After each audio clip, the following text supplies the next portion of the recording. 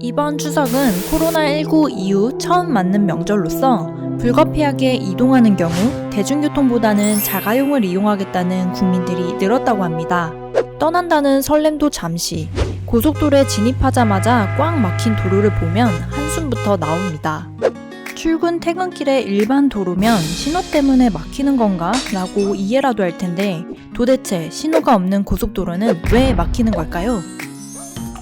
첫 번째 교통 정체의 원인은 바로 유령 정체입니다. 운전을 하다 보면 아무 이유 없이 정체되다가 갑자기 도로가 뻥 뚫리는 경험을 종종 하게 되는데요. 유령 정체는 일종의 나비 효과라고 생각하시면 쉽습니다. 예를 들어 1차로를 달리던 차량 A가 2차로로 차로를 바꾸면 2차로 뒤에서 달려오던 차량 B는 이걸 보고 속도를 줄입니다. 차량 B를 뒤따르던 차량 C도 마찬가지로 속도를 줄이게 됩니다. 동시에 차량 C가 재빨리 1차로로 차로를 바꾸면 1차로로 달리던 또 다른 차량 D 역시 속도를 줄일 수밖에 없습니다. 이처럼 차로 변경이나 감속 등으로 인해 서서히 교통 체증이 생기고 도로 정체가 심해지게 됩니다.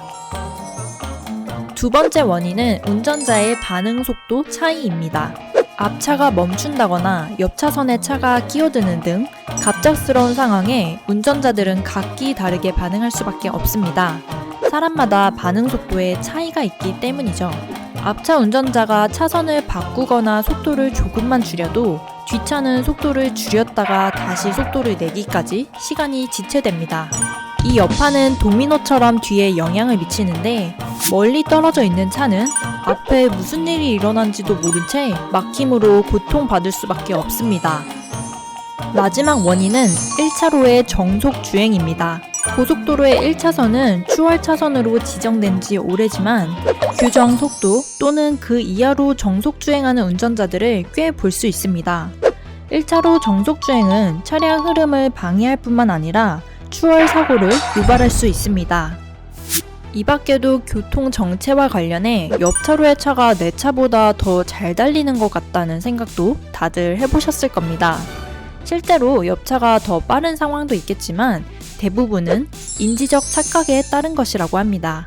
그 이유는 내가 추월한 차량은 시야에서 금방 사라지지만 나를 추월해서 앞서간 차량은 내 시야에 오래 남기 때문인데요.